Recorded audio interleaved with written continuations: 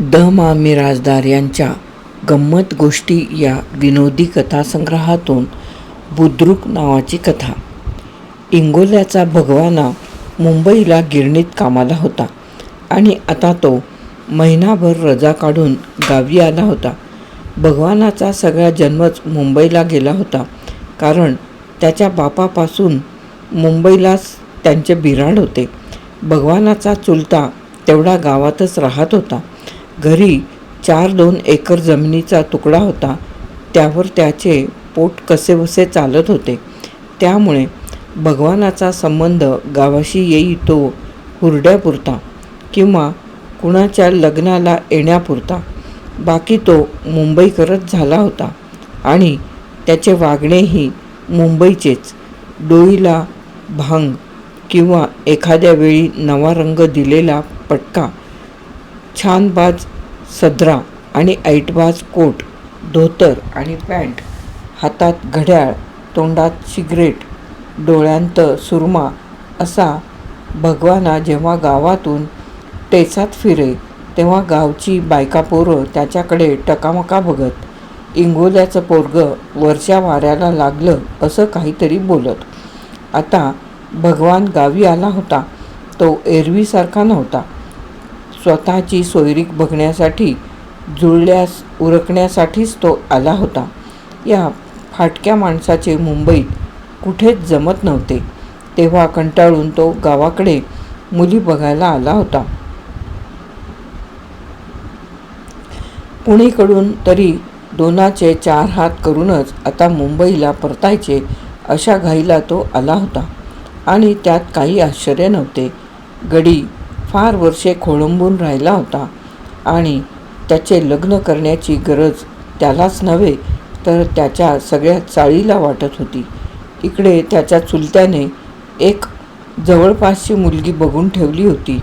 बाकीची कच्ची बोलणीही झाली होती. फक्त भगवानाला त्याच्या सासूरवाडीच्या माणसांनी एकदा बघायचे राहिले होते. ते झाले म्हणजे सोयरीक पक्की ठरणार होती. तेवढ्यासाठीच तिरळ्या डोळ्याचा, काटकुळ्या अंगाचा भगवाना गावी आला होता आणि आता सासूरवाडीच्या गावाकडे निघणार होता. दुसऱ्याच्या मागून आणलेला सायकलीत पंपाने हवा भरल्यावर त्याने अंगात कोट घातला. राठ केसांचा भांग पडला. त्यावर पटका आवळला. एकदा आयण्यात डोकावून बघितलं आणि चुलत्याला उद्देशून तो म्हणाला, "जातो मी, रातच्याला येतो माघारी." चुलता खोलीत कांदे पसरण्याच्या गडबडीत होता. तो म्हणाला, "नीट जा रे, अन रस्ता हाय ना ठावा?"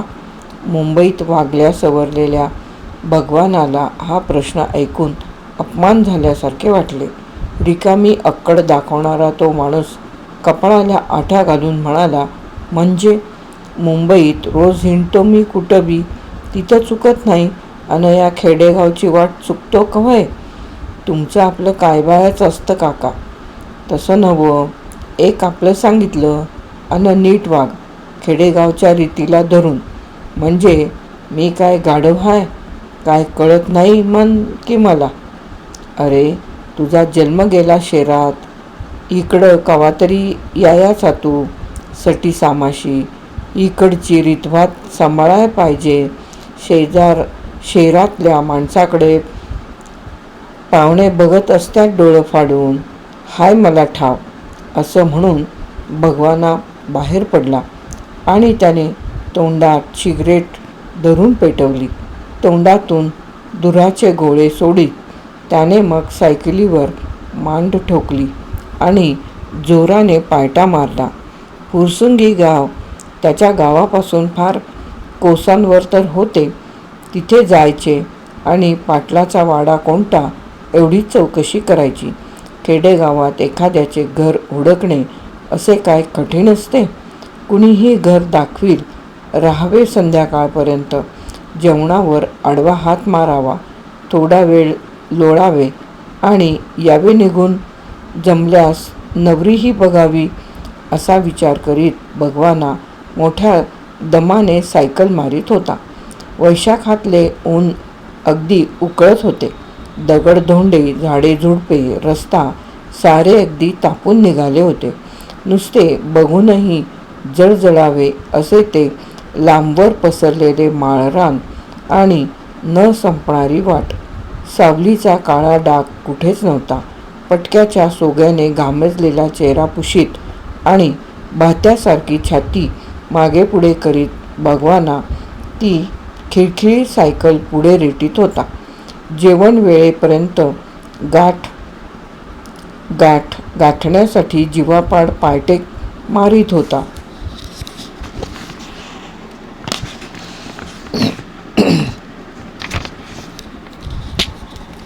सूर्य चांगला डोक्यावर आला तेव्हा गावची शीव दिसू लागली. गावासारखे गाव, निराळे असे त्यात काही नव्हते.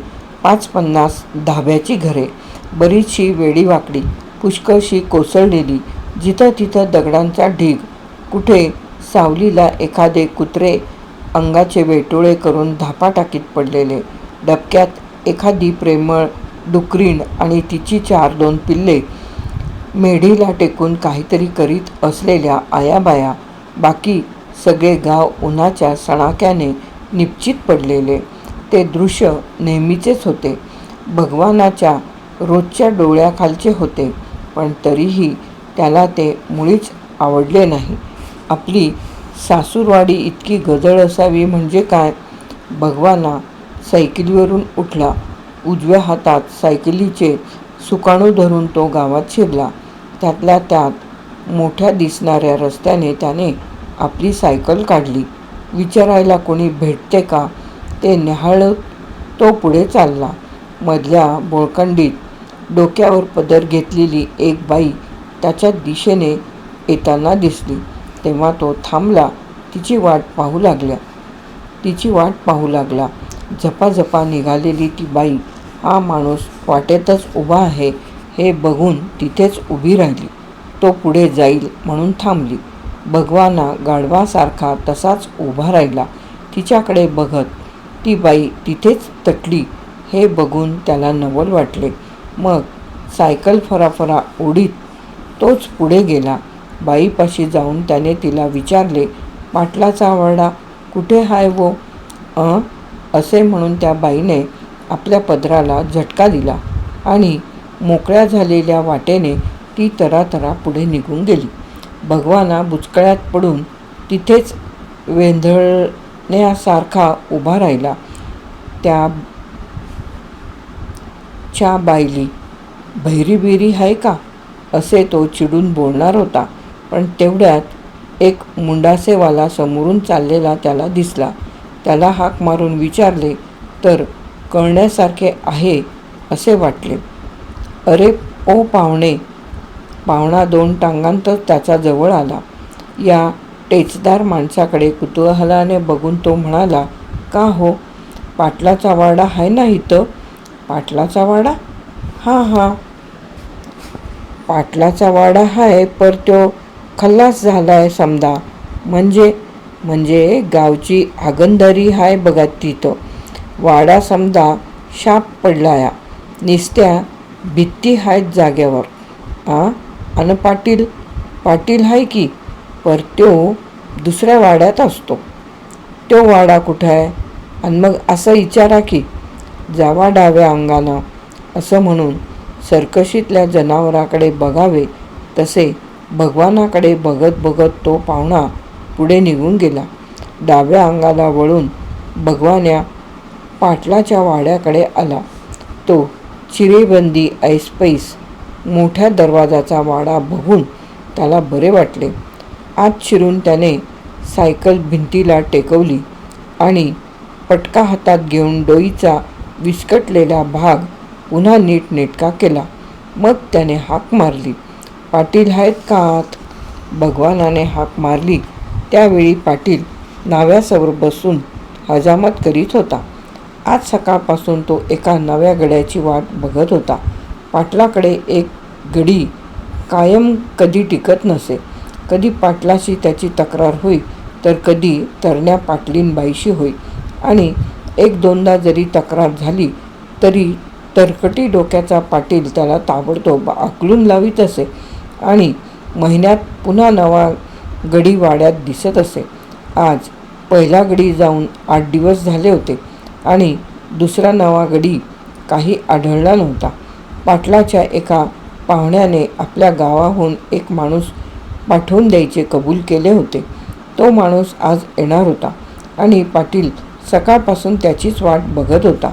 घरातील बरीच कामे या 8 दिवसात साचून राहिली होती आणि ती ताबडतोब उरकायला पाहिजे होती.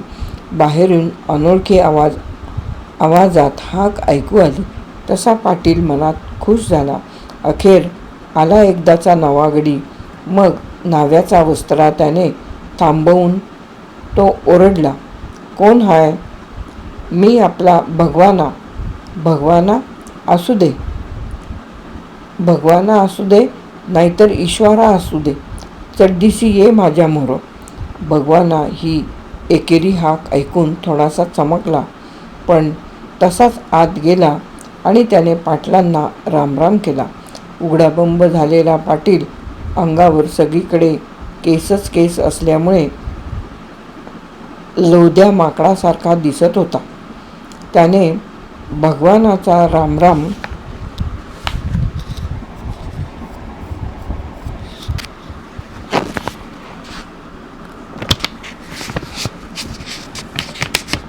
रामराम घेतला आणि त्याच्या तिरण्या डोळ्यांकडे निरखून बघितले.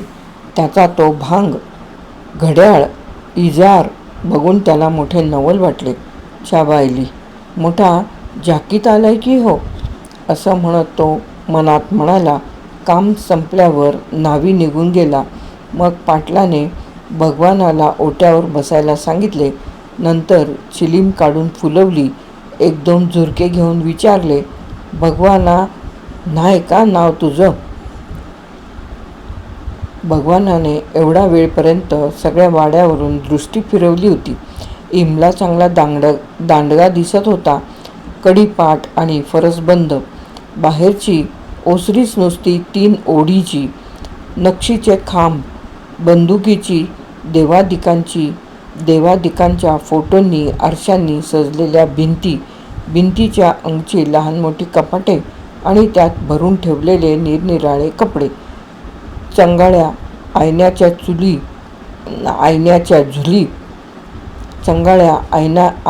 झुली, कोपऱ्यात 4-2 नवे कोरे नांगर.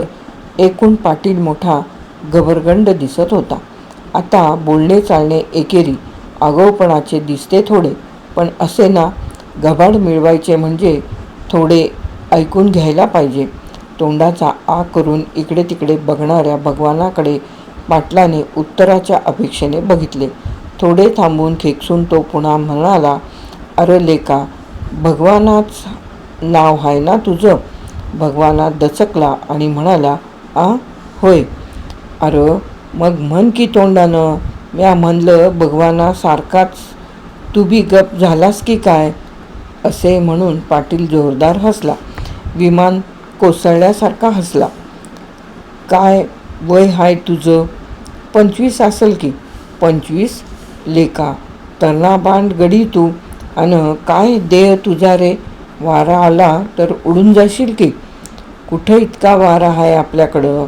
असं म्हणून भगवानाने तिरळा डोळा उचलून पाटलाकडे बघितले. कशी ठेवून दिली असा भाव त्याच्या दृष्टीत होता.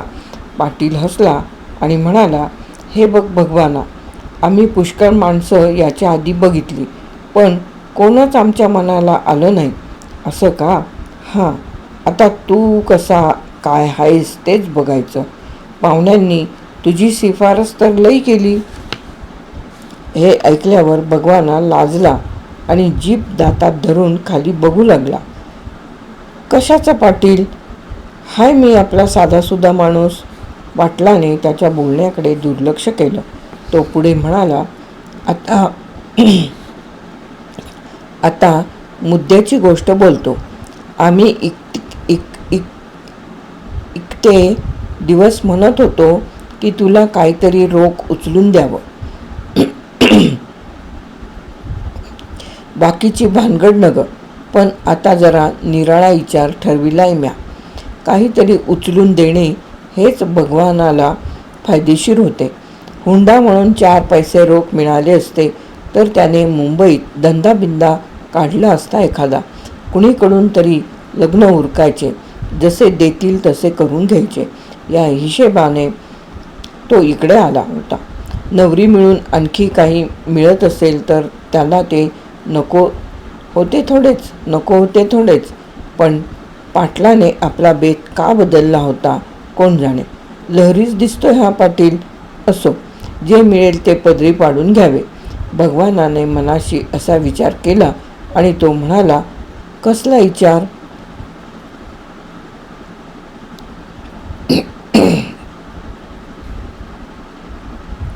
ही उचलून द्यायची भानगडच ठेवली नाही म्या.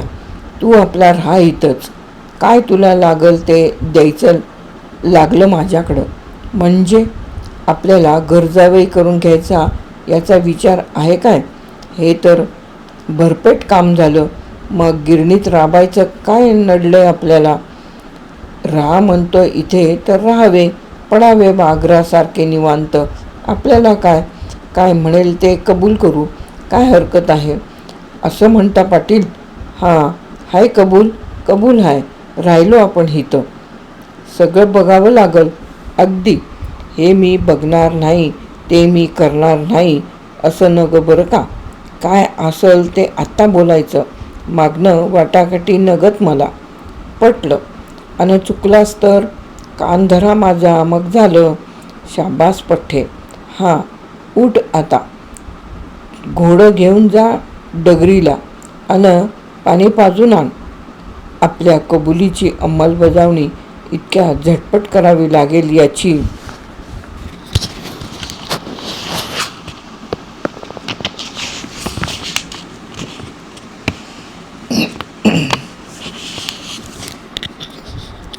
याची भगवानाला कल्पनाही नव्हती.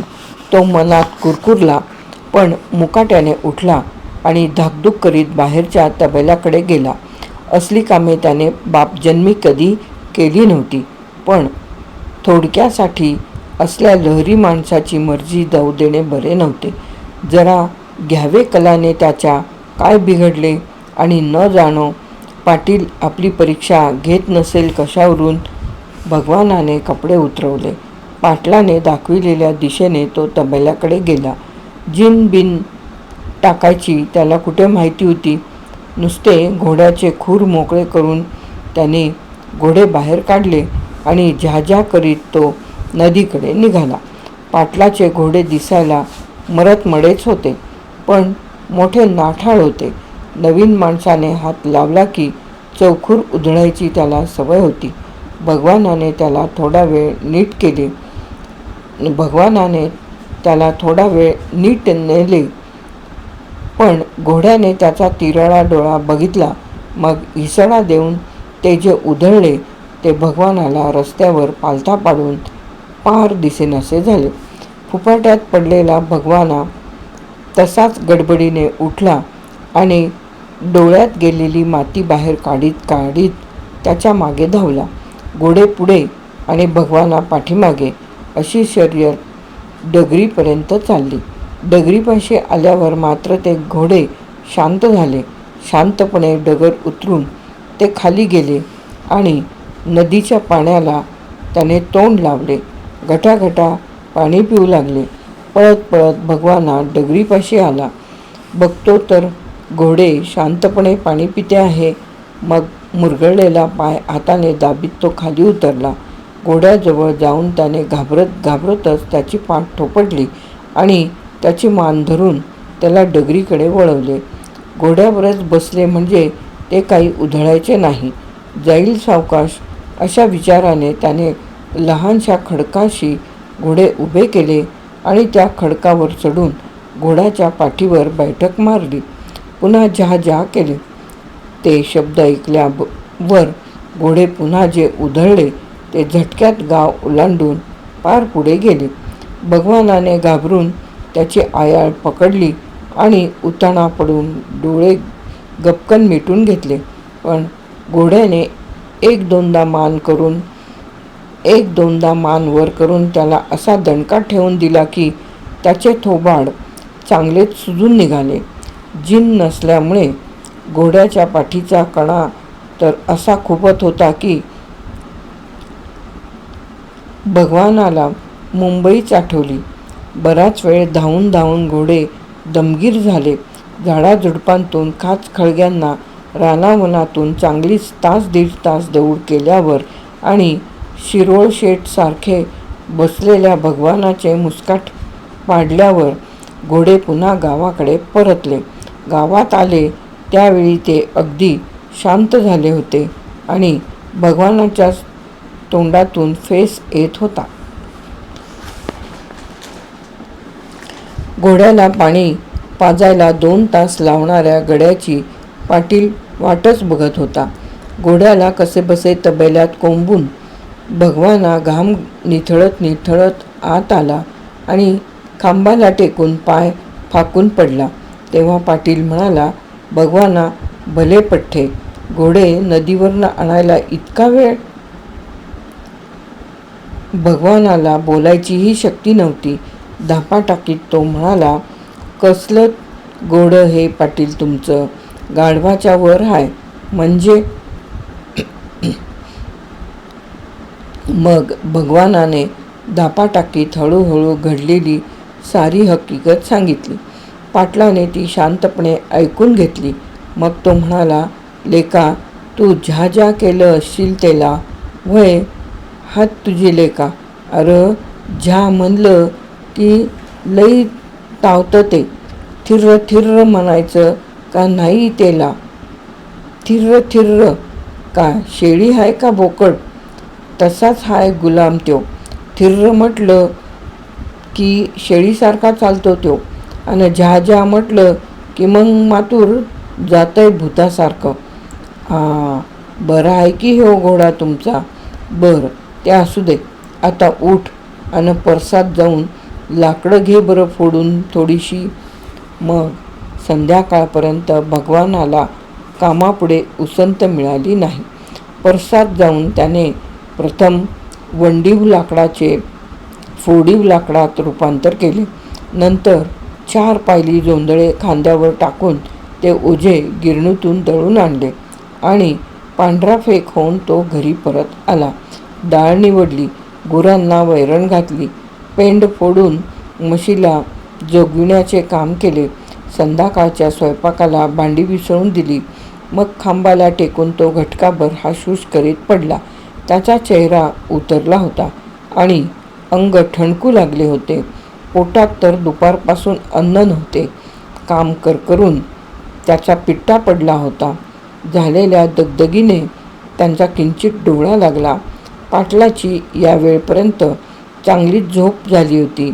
डोळे चोळून त्याने जांभई दिली. चूळ भरून तोंड धुतले आणि अंगात कपडे घातले. नंतर त्याने पेंगणाऱ्या भगवानाला हाक मारली. भगवाना, खांबाला टेकून झोपलेला भगवाना दचकून जागा झाला आणि म्हणाला, ओ.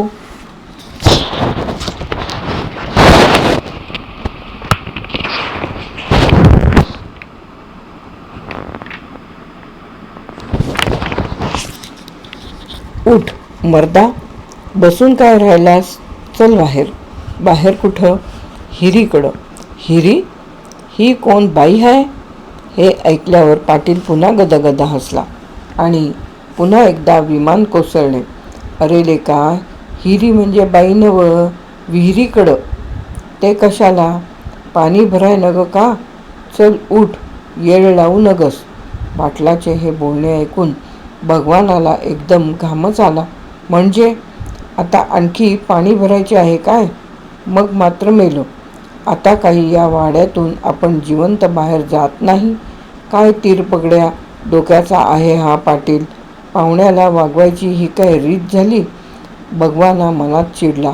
पाटलाची मुलगी काय, पण तिचे नखही अजून त्याला दिसले नव्हते आणि त्याच्याकडून ओझ्याच्या गाढवासारखी हमाली मात्र भरपूर करून घेतली गेली होती.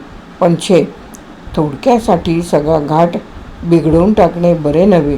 न बोलता तो मुकाट्याने उठला आणि पाटला मागून गेला. थोडेसे पुढे चालून गेल्यावर पाटील एकदम थांबला आणि म्हणाला, अरारारा.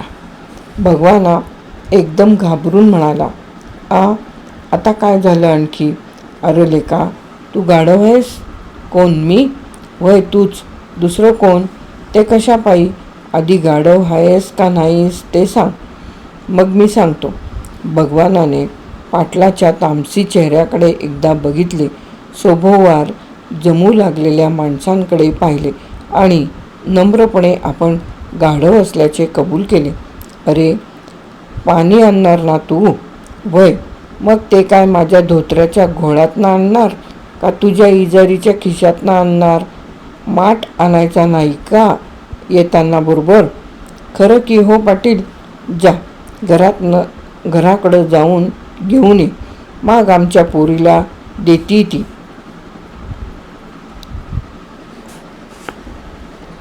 हे ऐकल्यावर भगवान तिथून जो धावत सुटला तो थेट वाड्यात आला.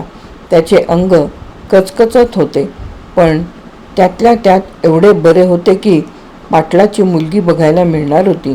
आपली मुलगी दाखविण्यासाठी मुद्दाम तर पाटलाने आपल्या घरी धाडले नसेल. या तऱ्हेवाईक लोकांचा काही नेम सांगत नाही. सोप्यापाशी आल्यावर त्याने ओरडून सांगितले, माठ मागितलाय हो पाटलांनी, पण आतून काही उत्तर आलं नाही. थोडा वेळ थांबून मग आवाजाची पट्टी चढवून तो पुन्हा ओरडला, कोण हाय का आत? पाटलांनी माठ मागितलाय. यालाही 2 मिनिटे झाली, पण आतून कुणी आलं नाही आणि गेलंही नाही. सगळीकडे शुकशुकाट दिसला. मग आत कुणी होतं का नव्हतं कोण जाणे. शेवटी चिडून अंगातले सगळे अवसान तोंडात आणून आणि तोंड गाजरासारखे लाल करून त्याने ती किंकाळी फोडली. अरे, कोण हाय का आत? यावेळी त्याचा आवाज इतका शिगेला पोचला होता की सगळा वाडा दणाणून गेला. झोपलेले कुत्रेही जागे होऊन जोरजोराने भुंकू लागले.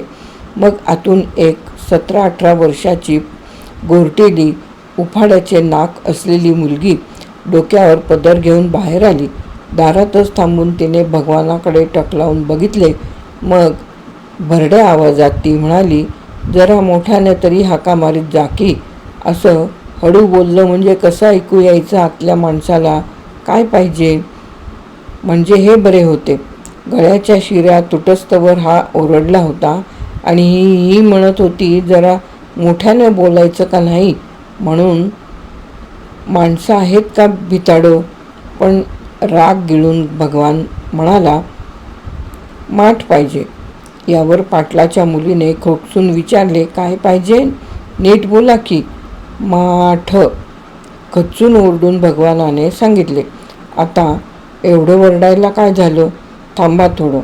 असे म्हणून ती डुलत डुलत आत गेली आणि आतून एक पाट घेऊन बाहेर आली. हां, ह्यो घे पाट. कशाला पाहिजे?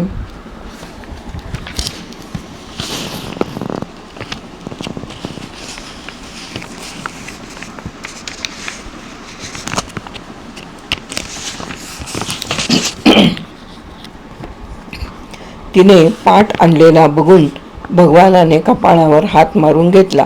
ही मुलगी बहिरी असली पाहिजे अशी शंका त्याला पहिल्यांदाच आली होती. ती आता पक्की झाली. काय पण चुलत्याने नामांकित स्थळ हुडकून काढले होते. सासरा खवीस आणि बायको बहिरी. माठ आण म्हटले तर पाट आणणारी. वा, फक्कड बेत जमला. अव, पाट नव, माठ. शेवटी मोठ्यानं ओरडून तो म्हणाला, पाणी प्यायचा, पाणी भरायचा. हां, तो पाहिजे. हां हां, असं म्हण की नीट. असं म्हणून ती पुन्हा अस्वलासारखी डुलत डुलत आत गेली आणि पाण्याची चरवी घेऊन बाहेर आली. हं, घे पाणी, पी पोटभर. आता मात्र भगवान अगदी हताश झाला. आपला तिरळा डोळा वटारून त्याने त्या बाईकडे बघितले. आता खाणाखुणा करून दाखवल्याशिवाय गत्यंतर नव्हते. मग त्याने तोंडे वेडी वाकडी केली. हाताचे साह्य घेऊन माठ म्हणजे काय ते सांगितले आणि हात बोलवल्यासारखा झाडून माठ आणून दे म्हणून सांगितले. टक लावून तिने त्याच्या हात भाव बघितले आणि ई दोडा चावटन मुर्दा असे फुटफुटत ती तरातरा आत गेली. तेवढ्यात 5-6 वर्षाची एक परकरी मुलगी आतून बाहेर आली आणि तिने माठ आणून दिला. सुटकेचा निश्वास टाकीत भगवानाने माठ उचलला आणि बाहेरची वाट सुधारली. विहिरीपाशी येऊन पोचेपर्यंत उजेड पसरला होता आणि अंधार पडू लागला.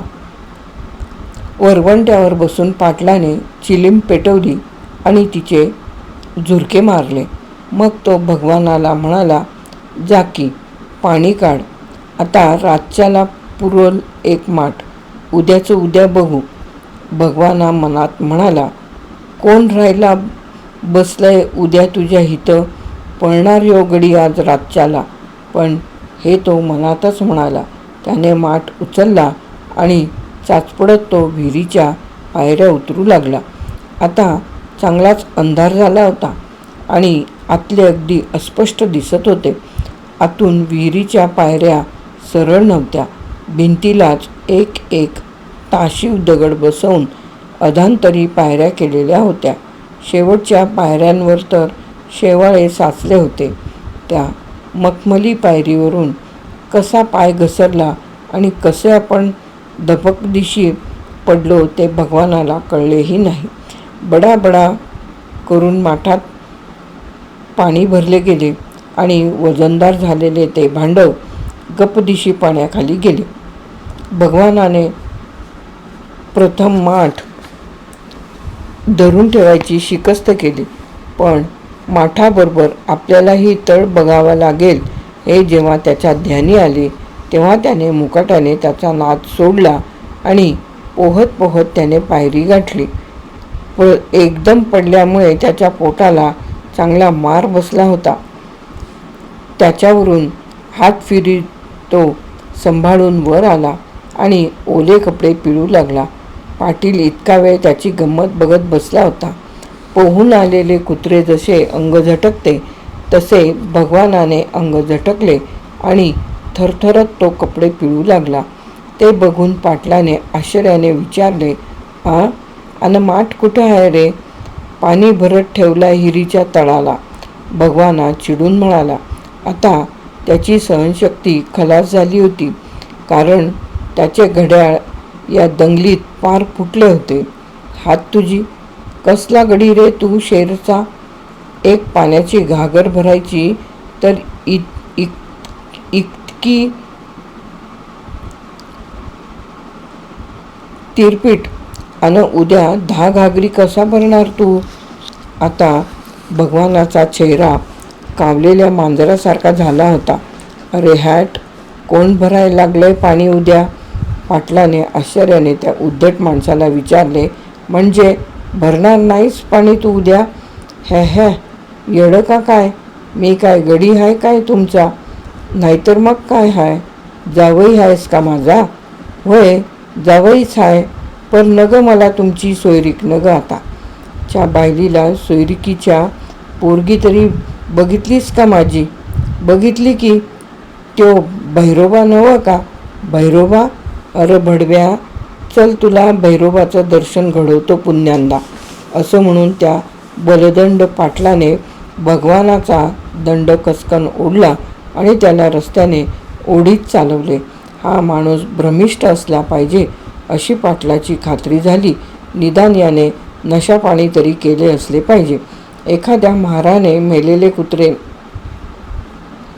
फरफटत न्यावे त्याप्रमाणे त्याने भगवानाला नेले आणि केकाटत कुरकुर करीत कणत कुंथत भगवान त्याच्या मागून गेला. घरात पोचेपर्यंत पाटलाने त्याचा दंड सोडला नाही. वाटेने ज्या माणसांनी हे नाटक बघितले तीही कुतूहलाने या दोघांमागून आली. मग सोप्यात उभे राहून पाटलाने खणखणीत आवाजात हाक मारली, राजस.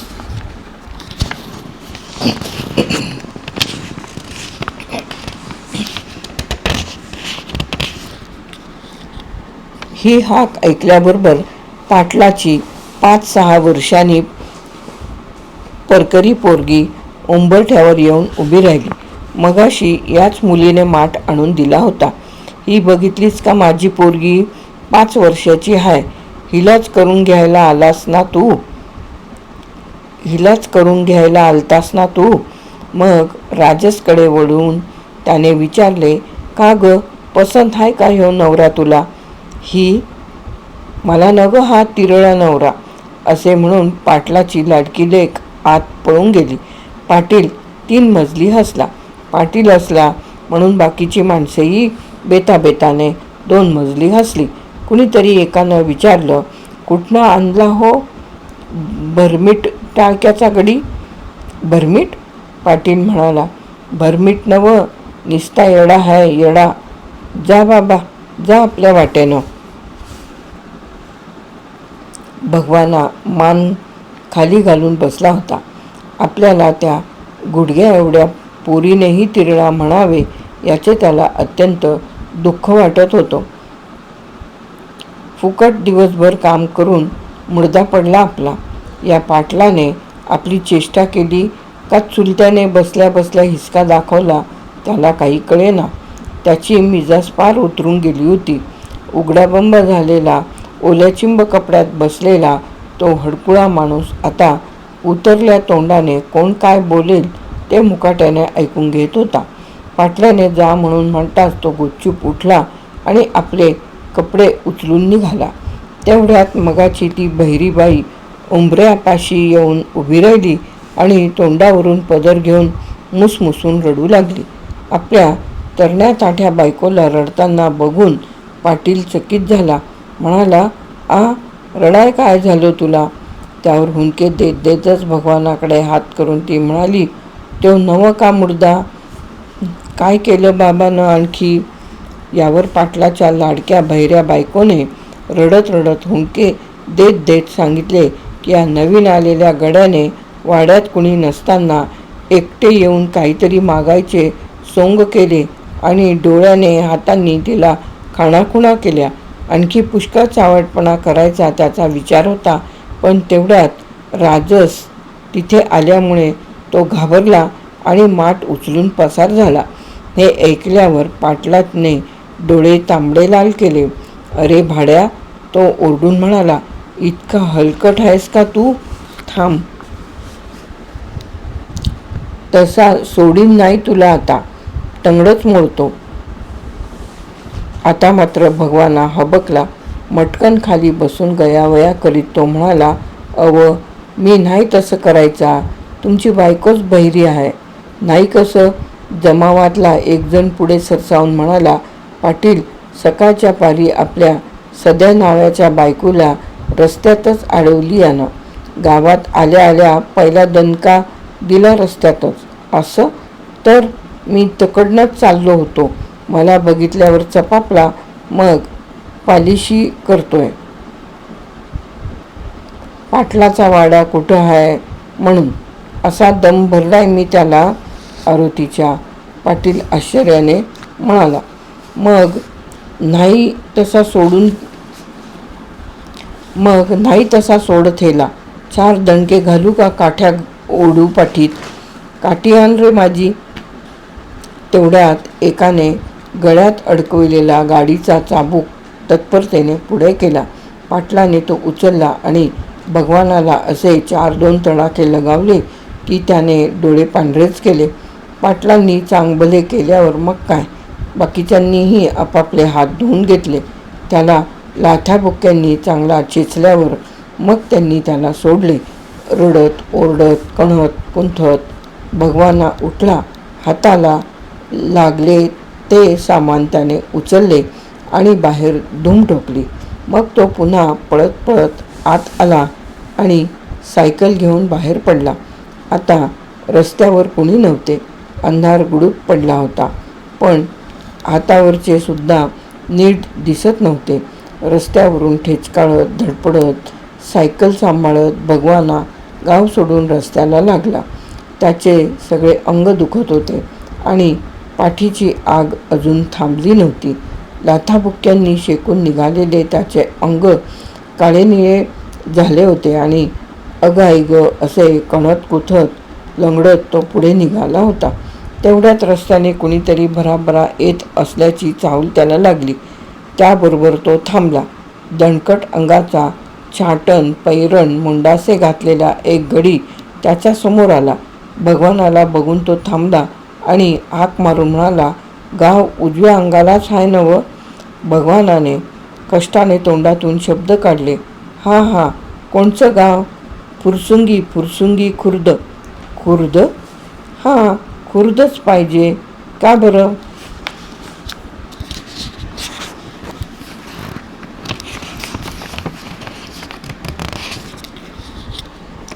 भगवाना चकित झाला. मटकन खाली बसून तो म्हणाला, म्हणजे फुरसुंगी दुसरी आहे का आणखी? तो नवा गडी आश्चर्याने त्याच्याकडे बघत राहिला. तर तुम्हाला ठाव नाही का? फुरसुंगी बुद्रुक राहिलं त्या तिकडं 2 कोसावर.